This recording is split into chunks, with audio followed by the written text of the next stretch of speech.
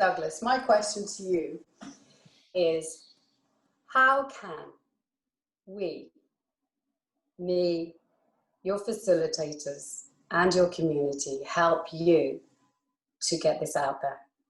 How can we help you? Ooh. I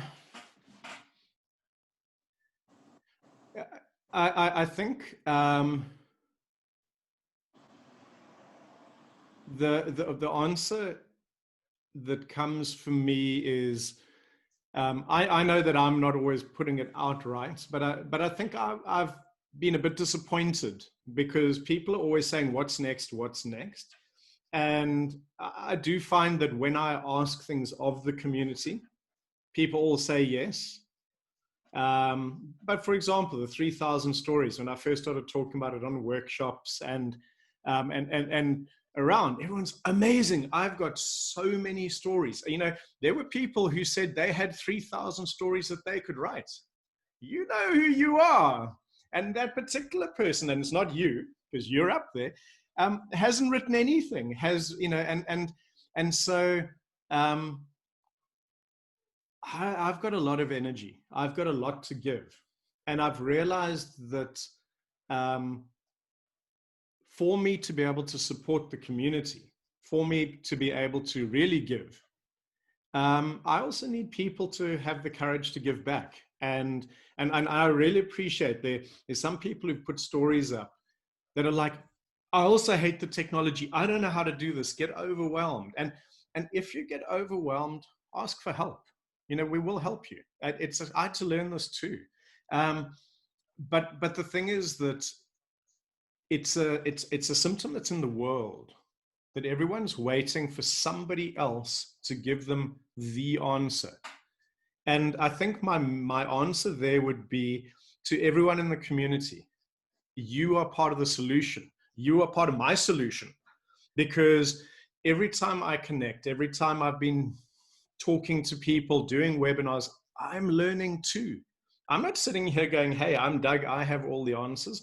No, I have answers. I have frameworks. But without your feedback and without your interaction, it's just, hey, this is what Doug thinks. But there's power in that, but there's far greater power when we all stand together and we actually go, all right, so the community has shared, these are the things that are where we need to put some energy, and then we can do that. And so it's like, so I think I'm probably a lot more supportable now than I've ever been before, because of total ownership of people don't really know how to support me. Probably because I don't know how to be supported would be the, you know, if someone will be thinking, well, Doug, that's obvious. And it may be, but it's yeah, I just think more. It's that kind of independence, though, you know, you're that kind of lion, independent lion. So it's almost like, I can do this myself, but actually you can't. And when what I've seen from you over the years is, the minute someone gets that close, there's always a smack back, you know, there's a, I can do this, get out of my way type of thing, you know. So, and I've definitely experienced that. So, but I think it wasn't a slap. It's like, imagine a lion with a really long nail. It's just a little flick with a sharp nail. Flick, when you're firing from 1, 2, 3, a flick is like an explosion of like gone, you know, into infinity. So and beyond.